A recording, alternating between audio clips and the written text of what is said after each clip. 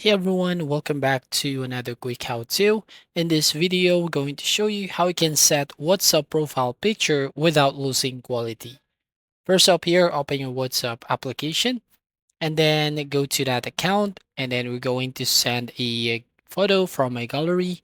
So basically this is the photo that I want to use for my profile picture and then tap on the HD at the top and select the photo quality into HD quality and then tap on the send icon at the bottom right.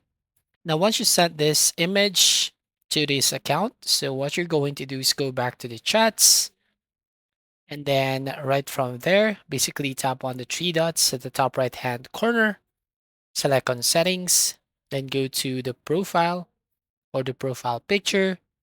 And then I'm going to select that image that I just sent from that account. So as you can see, and then tap on done at the bottom right. And if you're going to tap on your profile picture, then as you can see, that image is in a HD quality. So that's all. Thank you for watching. Please like and subscribe and see you in the next video.